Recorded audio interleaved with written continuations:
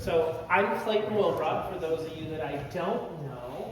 So I figured I'd start with just a little introduction of, some people might say, who is this family that showed up here? And just, Who is this family? Exactly. Good morning. Good morning. I was going to say, yeah, good morning, church. I guess that's what I need to start with, right? So my name's Clayton. My wife's Nadia. My daughter's Pearl. And so she is Pearl Joyce Jubilee, which Joyce is after Joyce Foster, which was Cheryl's mom. So which kind of will tie in my story of who I am. So I grew up in the area. I started in Estacada. My parents were Christmas tree farmers. And when I was 13, we moved to Malala. So I kind of split time in both. And started in second grade at Country Christian and went all the way through, graduated from Country Christian, and started at this little Bible college called Leadership Training Institute that was in Canby, Oregon. That is where I met Dale and Cheryl's oldest daughter, Jenny, and we were in Bible college together for several years. And then we started going all over the country.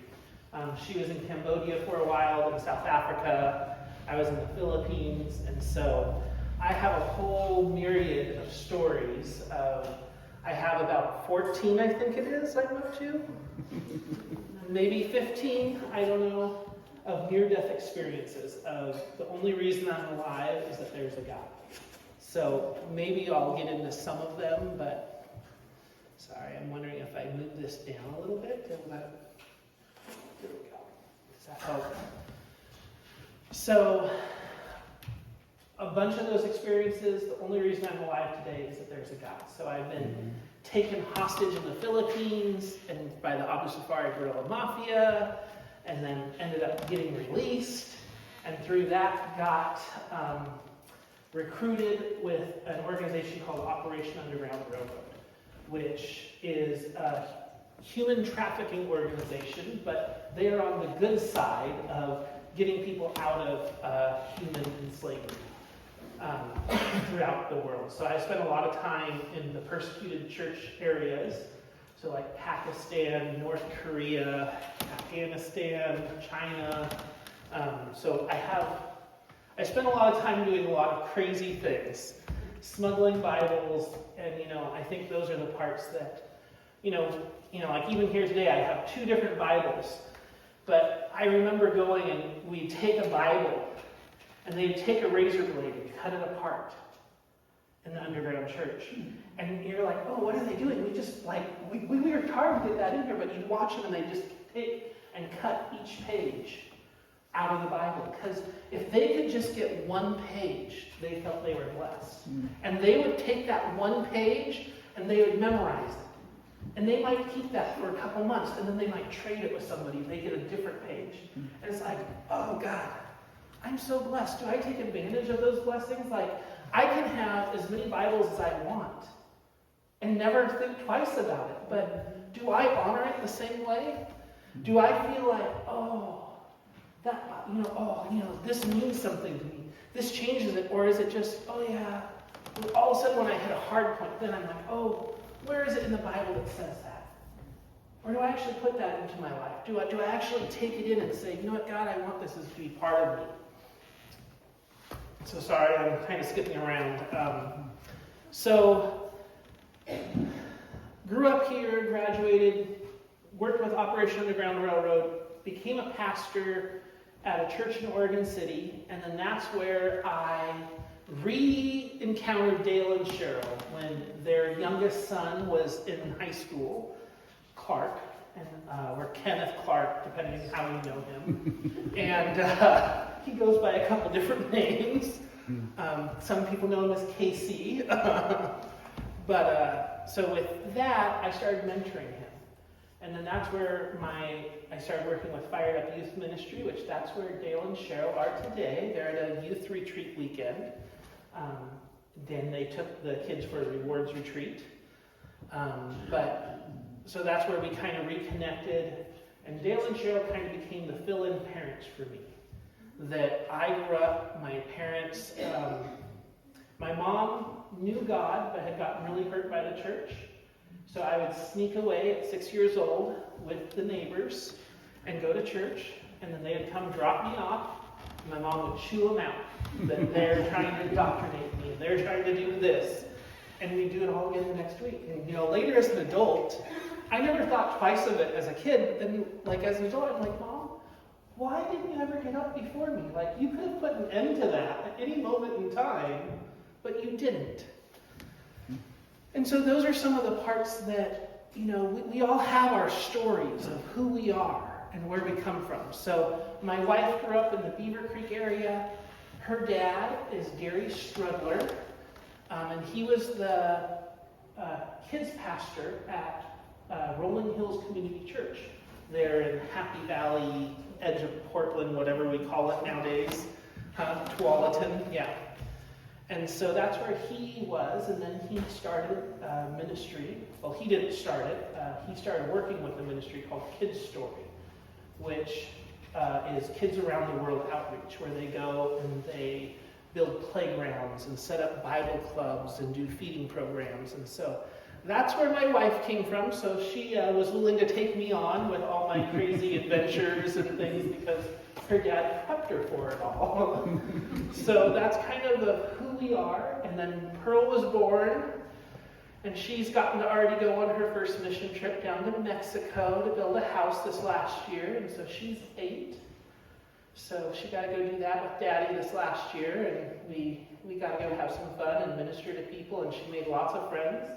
Daddy had to try to keep up that she didn't just run off with all the neighbor kids, and I'd be like, where did she go? Oh, we're just over at my friend's house. Oh, okay, honey, you can't do this. We're in a different country. So Daddy had to kind of step it up a little bit and figure it out, but that's kind of who we are. And with all that, today's Mother's Day, and for some people that can be a hard thing. Some people it's a representation of loss. Some people it's of maybe a part of your life that never happened. For some it's something that hurt happened. It brings up pain. But you know what? Mother's Day is an important day, and we want to honor moms. And sometimes we wonder, okay, what does that look like? Like me, I have my birth mom, and both my parents serve God now. It's a miracle. It's an amazing thing. But then I have this whole number of people that God brought into my life along the way. Have you ever had someone that was so meaningful to you? It's they influenced me. And I have a whole number of them that I call, Cheryl is my second mom, and has taught me so much with her love and compassion, and just, she has mothered all these kids and done it with so much grace, and you just see that influence that happens. And with that, there's these people that come into your life. For me, there was one that when I was 15 years old, I went on my first mission trip down to Mexico. And there was this little lady in our church named Violet Beck, which I know some people here know. And she came up to me at church, she's like, I want to help support you. And she was going to pray for me. And you talk about a prayer warrior. She was probably in her mid-80s at the time, I think. And she was just this amazing little prayer warrior. But she came and she gave me $5.58. And I still can remember it today because I was like, seriously? You did that? Partly she lived on a very tight budget, and all she had was her Social Security she got. But she was able to save $5.58 to give to me to put towards my trip to Mexico. And you know what? More so than the money was the prayers, but that lady changed because she never quit on any of my trips. Till the day she died, she was still a prayer warrior for me. For whatever country I was in, I would get messages to her, and she just was this amazing lady that I just was like, oh. And you know what? Those are the legacy that we each have. And you might think, okay, yes, I've been a mom, I did my job, now I'm done. No, guess what? It's not. That's not how it is. You're not done yet. You were born for such a time as this. And we're going to get into that in a little bit. So, talking about people that inspire you. I was spending some time down in Nairobi, Kenya, Africa. And I was in this church, and I watched this lady walk in the back door. And, I was up front, and we're talking, there was probably several hundred people there. And I don't know why I noticed her out of everyone else, but she literally, when she walked in, her face, everything just lit up the room. And, I was up front, and I was like, you know what? I would love to know her story. What is it about her that she just lights up the room when she comes in? Everyone was excited to see her, and she just was this happy person. And I'm like, I'd love to know her story. And I thought, okay, great. I don't know if I'm going to see it. Later in the week, we're going around and we're visiting some of the homes, and we go to this home, and here's this lady. And so her name is Mama Mercy, which in Africa, as a woman, once you have your oldest child, you no longer are known as your name. You become like Nadia would be Mama Pearl, because you become known by your oldest child. Because it's part of the honoring and you now have become a mom. So she was Mama Mercy. Her oldest daughter was Mercy. And we go in and we talk with her and just ask, how can we pray with you? How can we encourage you? And she comes back with a statement that revolutionized my life. And she's like, I just ask that God gives me what I need when I need it. And I'm like, okay, what does that mean? And it was so much, because here she is, she has nothing. She's in a little, concrete hut with a dirt floor, and there's a bunch of kids around.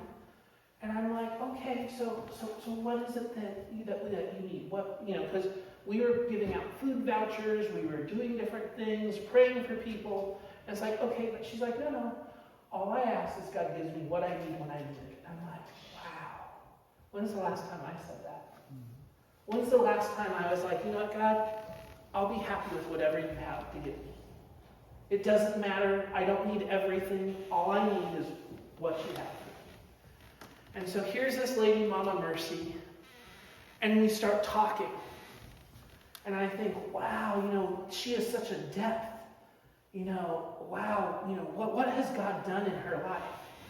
And she proceeds to tell us her story of how her and her family was caught in a genocide in Africa. And both her husband's family and her family were killed, including her husband. And she left with 2 children. And she had a brother that lived in Nairobi. And she thought, okay, I've lost everything. I'm going to go live with them. Him and his wife and their 2 children. So she came and she thought she was seeking refuge. And she gets to her brother and sister-in-law's house with their kids. And they both end up getting sick and dying. And leaves her with 4 children as a single mom. And I'm like, oh, so how do you get this? Okay, I just, whatever I need, God. And, she goes on and she's like, you know what? I realized I don't need anything. All I need is to be thankful for what God's given me each day. And here's this lady with 4 children, raising them. She washes clothes to provide for all of their needs. And there's times that they went hungry. There's times that they did not have anything. But God always provided for them. And even though they went through all those hard things, God still had a plan. There was this little street girl that she took in. And that's where the story hit me the most. There was a little girl that lived on the street. Her family had died from a malaria outbreak type thing. And left the little girl as a street girl, living on the street. And here's Mama Mercy, and she said, you know what? Come live with me. I can't promise that we have everything we'll need, but God will always take care of us. And she took this girl in. So now she has 5 children. And just doing whatever she could. And it impacted me so much that it became part of my life sayings. Of, you know what, God? Give me what I need when I need it. But I've added a part to it. When I'm willing to do what you say. Are we willing to do what God says? Because sometimes God asks things of us. And sometimes that's being a mom. Sometimes it's a grandma. Sometimes it's just being a light in someone's life.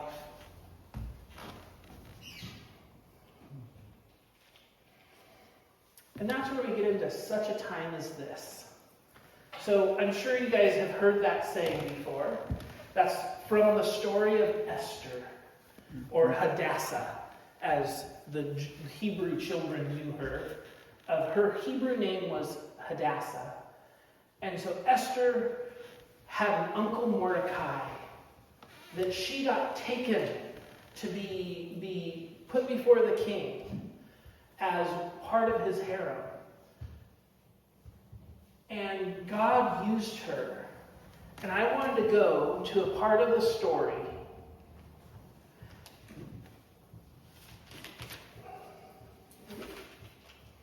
in Esther chapter 4, verse 10.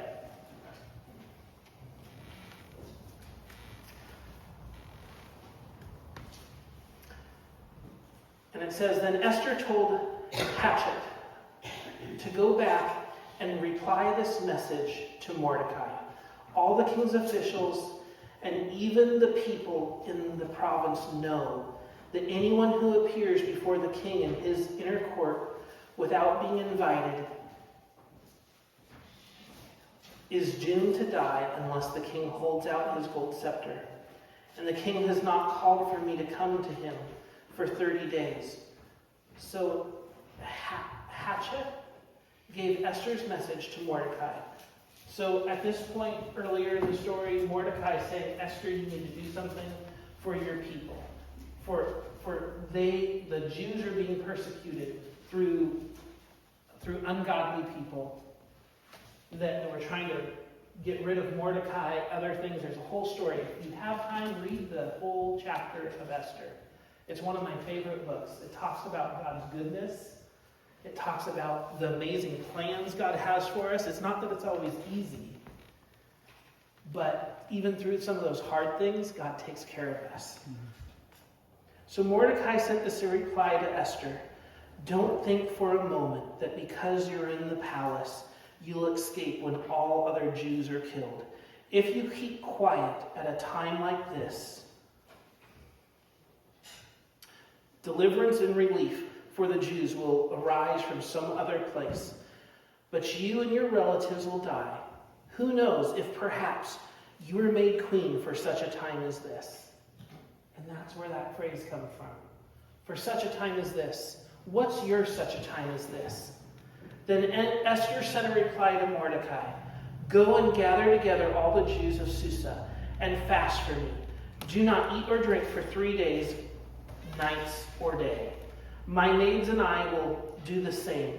And then, though it is against the law, I will go in to see the king. If I must die, I must die. So Mordecai went away and did everything as Esther had ordered him. So Esther, here's this young gal, pulled aside, and then Mordecai tells her, guess what? You need to go before the king. You need to go ask for that there's grace given to the Jewish people. And she's like, I can't go before the king. Like, the rule is the king either invites you, and if you go in and he does not put out his scepter to you, you'll be killed. When's the last time God asked you to go do something that you knew was going to end in certain death? According to the custom, God put something through Mordecai in her that you need to do this. And she knew the consequence usually ended with, oh, guess what? If you did not get requested, things don't go well for you. That even her words say, if I must die, I must die. but at least they're going to hear. That's a pretty good point of knowing. And how do we get to that place of, you know what, I know God called me to do this. And part of that is knowing who you are. Knowing that God has a plan. Knowing, because later in the story, guess what? Esther goes before the king, and he puts out his scepter. And lets her come, and everything is hers, even up to half the kingdom, whatever she asks. God can change the heart of a king. Mm-hmm. But do we live our lives that way? So we don't live in quite the same scenarios as maybe what Esther did with persecution. Frankly, we don't live with a lot of persecution as Christians. Like other people that gave their testimony and things and working with the underground church, there's a lot of people that sacrifice a lot for their faith. And for us, we get to stand, we can preach, we can pray, we can read the Bible, we can own the Bible. In a lot of places, you can't even have a Bible. Yet we have ours, and do we read it? Do we put God's Word into our lives?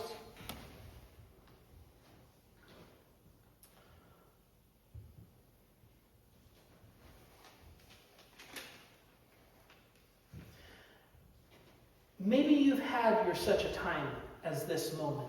Maybe it's still in the works. But you're not done yet. Esther's story didn't finish once the king put out the scepter.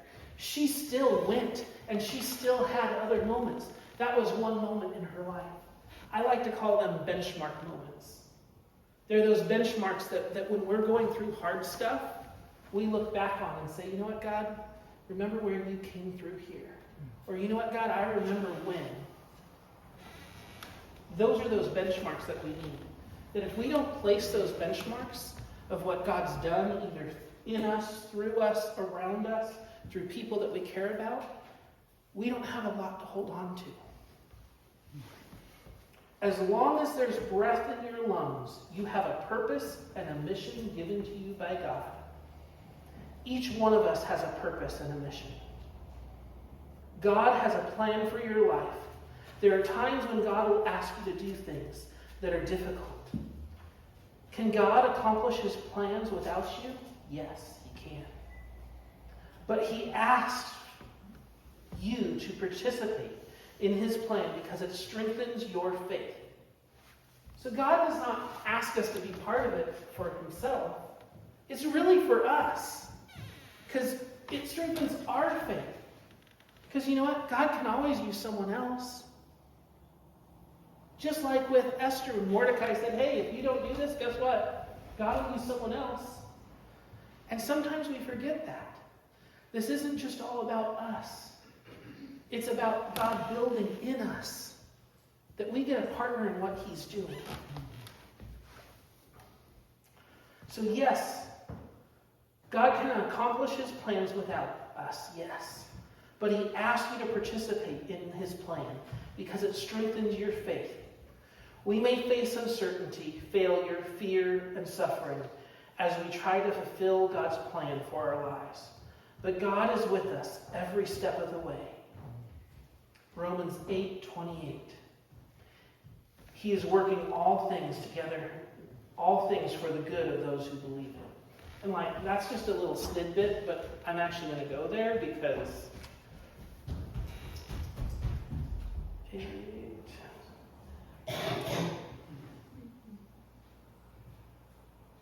for God knew his people in advance, and he chose them to become like his son, so that his son would be the firstborn among many brothers. Oh, sorry, I skipped. There we go. And we know that God causes everything to work together for the good of those who love God and are called according to his purpose for them.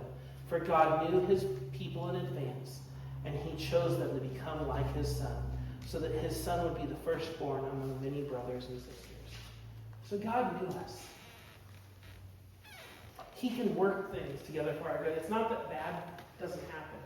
Like I have a friend that just lost his nephew. He was in a car accident about a year ago and has been on life support ever since.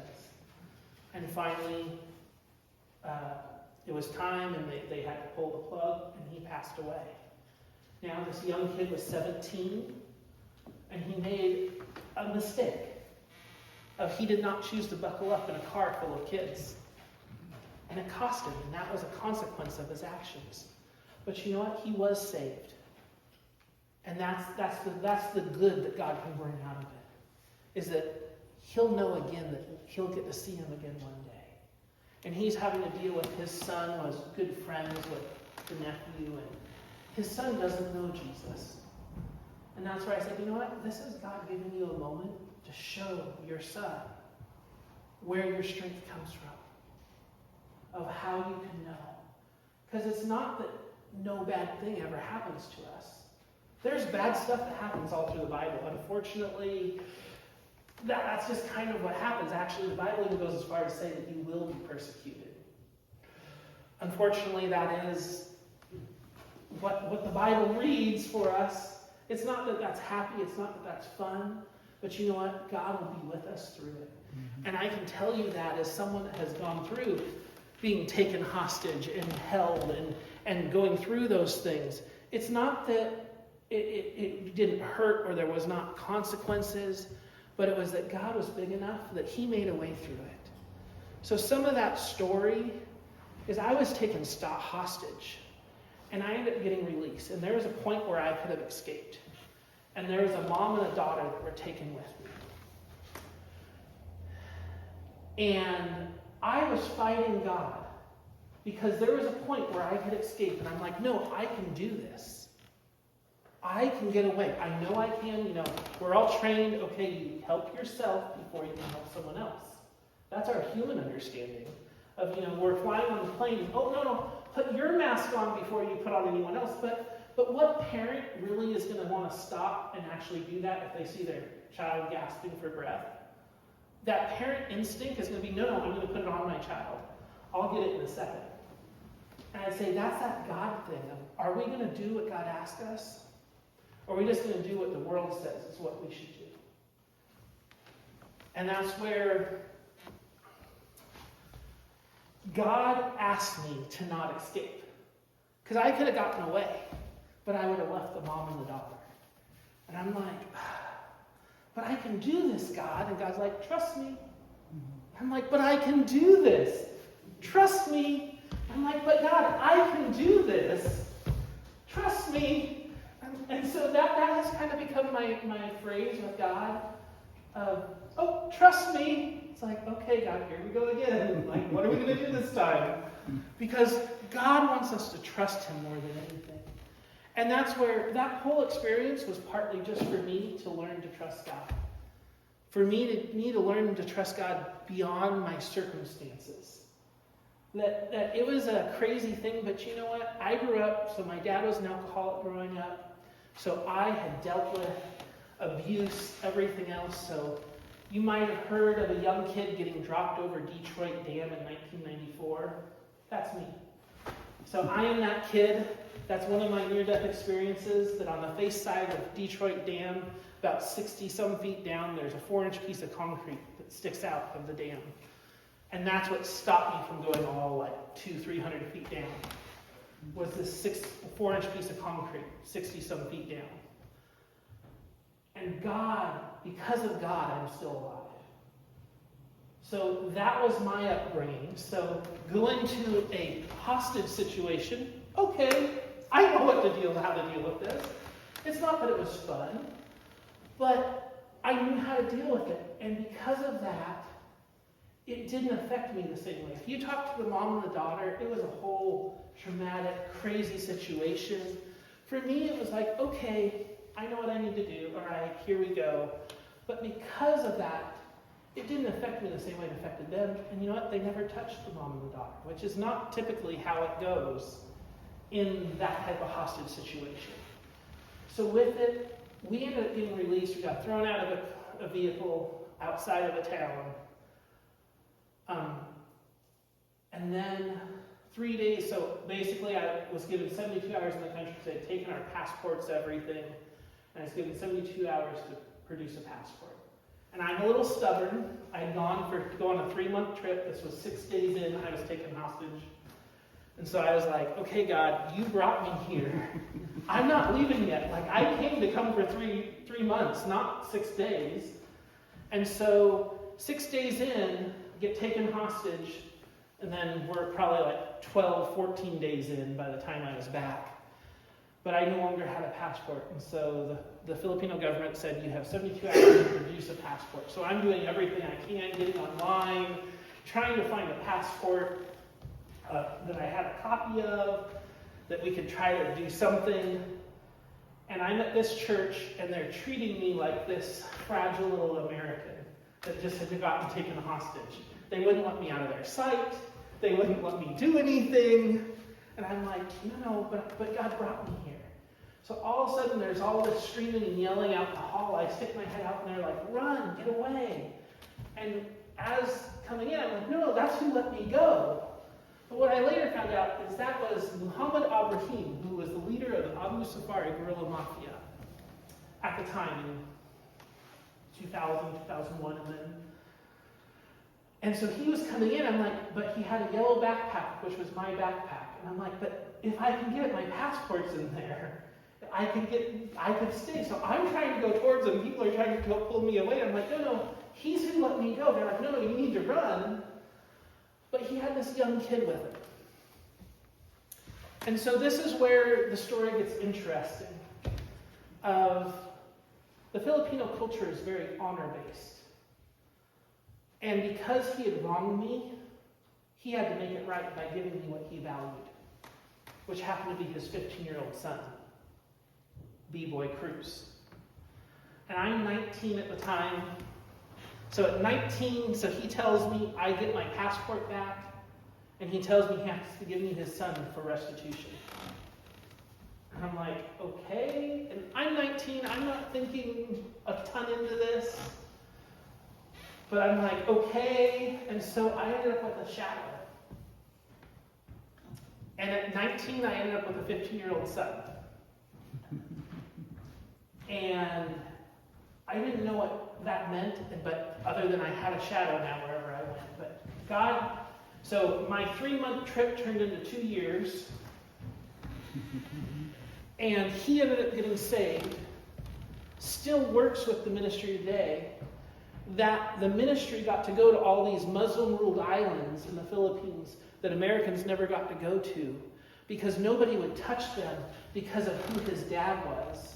And they knew that he was a part of what this church organization was doing. So nobody would touch them.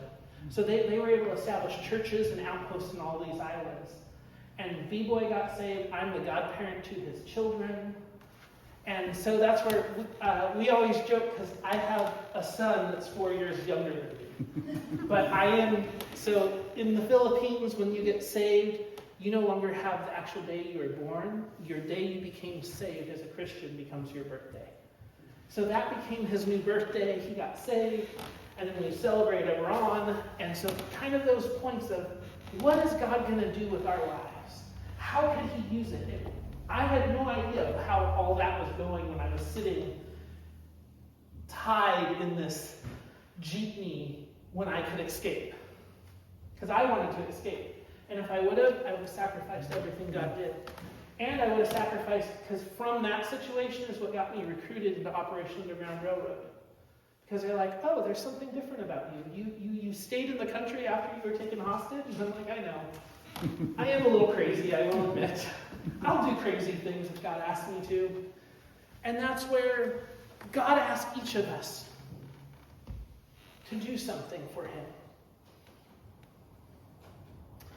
He is working all things for the good of those who love him.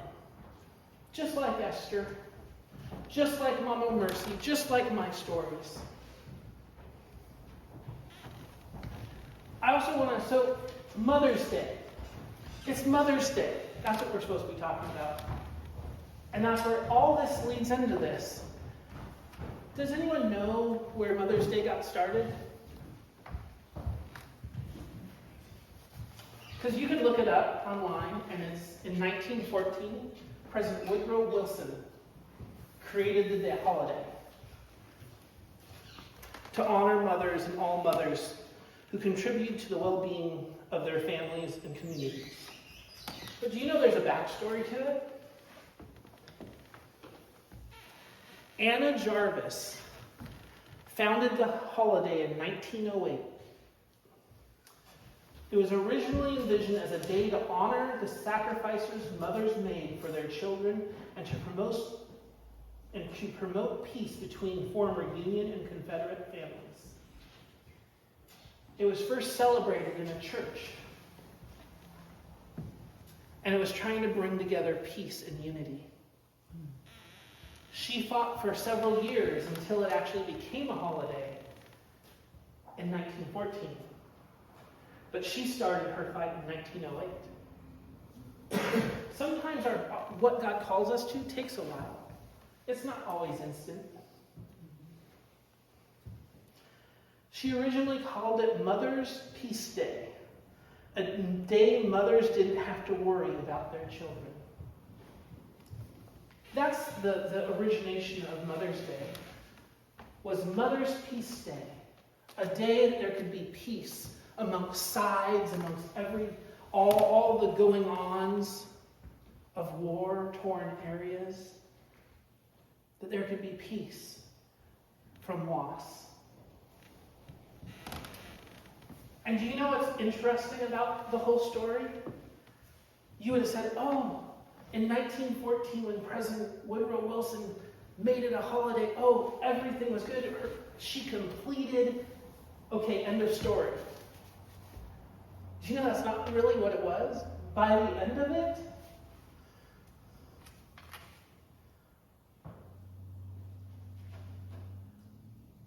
so the first holiday was started May 10th, 1908, in the Methodist Episcopal Church for the Mother's Day Peace Day celebration.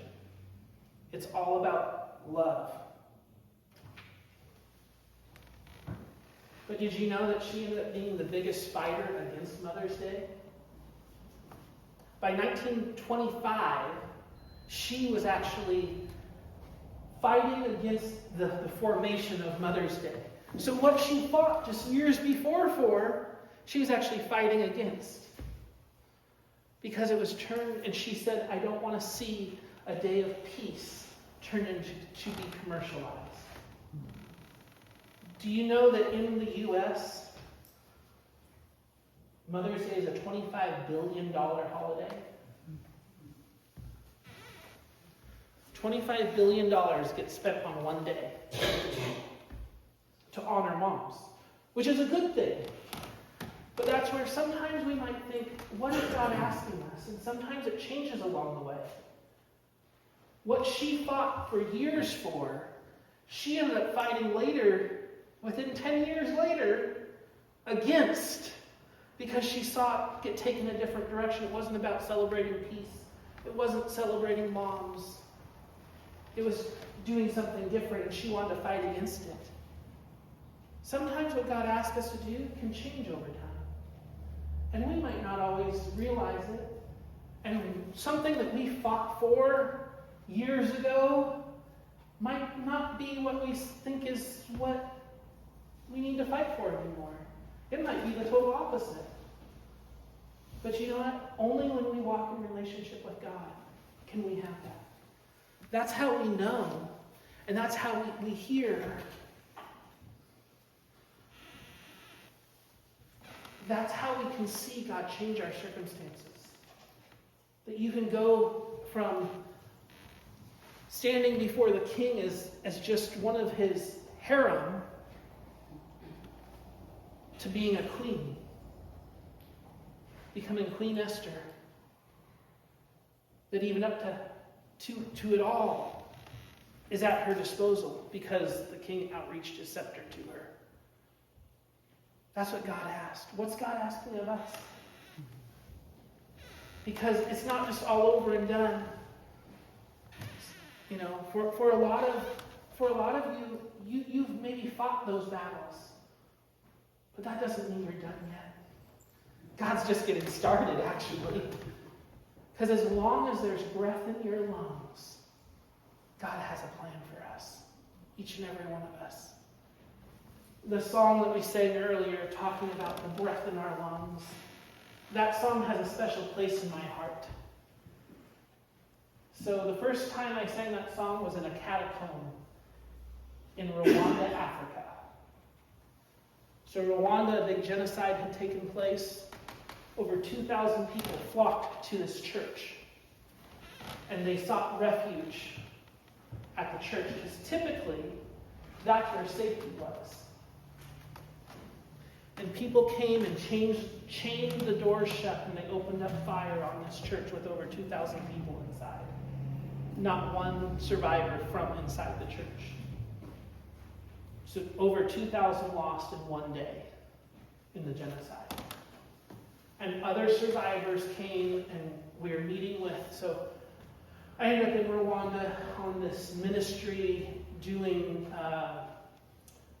basically an anniversary of the genocide in Rwanda. And they said, you know what, we want to go sing that song down in the catacombs.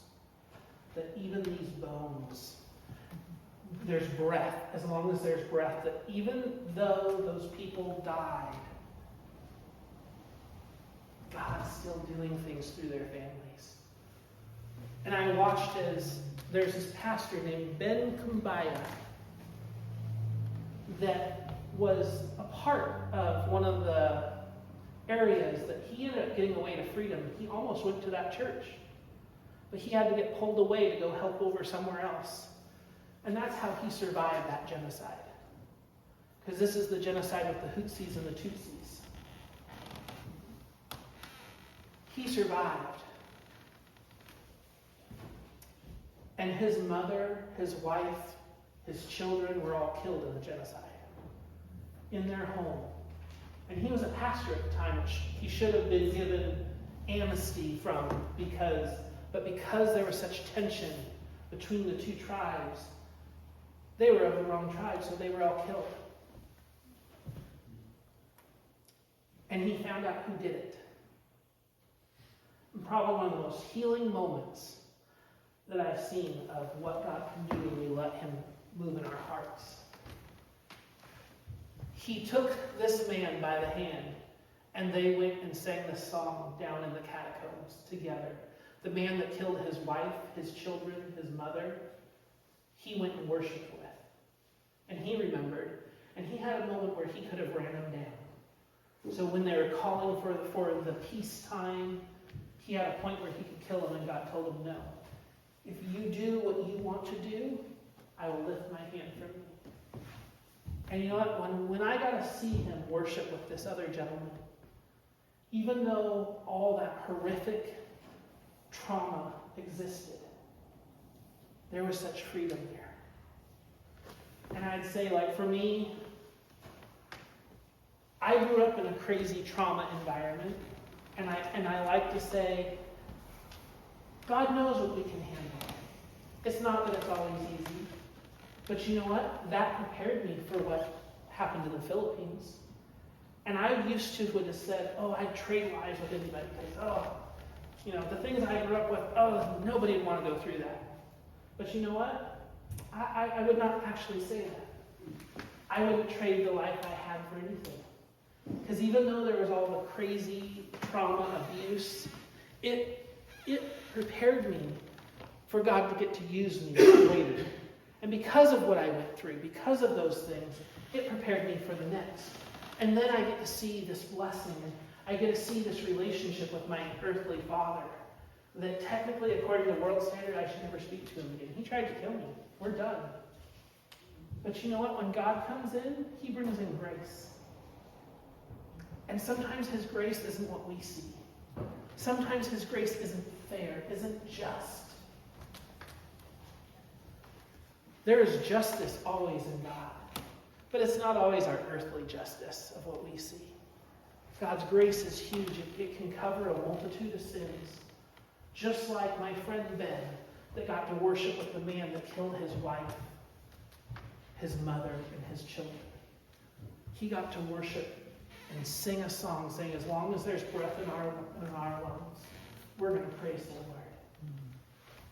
That's what God has for us. That's what we're called to, just for such a time as this. He is working all things for our good, for those who love him. So that's where, with Mama's Mercy's words, God, give us what we need when we need it, when we're willing to do what he says. So, God, I just want to ask that you give us what we need when we need it, when we're willing to do what you say. Because, God, each one of us you've called. Each one of us, you have a plan for us. It's not over. Just because there's stuff that's gone on in our life, God, we surrender it to you and say, God, use us. Lead us, guide us, and direct us. Give us what we need when we need it. Because we're willing to do what you say and what you call us to. That, God, we don't want to hold anything back from you. We want to give you our all. And God, we want to honor mothers. And we want to honor the peace of love. Because who does that sound like? That's you. That's your heart, God. We want to bring peace. We want to bring freedom wherever we go. Be with us. Work through us. Work in us. Strengthen us. That we can stand for you. We bless you. We praise you. In Jesus' mighty name. Amen. So thank you. I think we have one more song.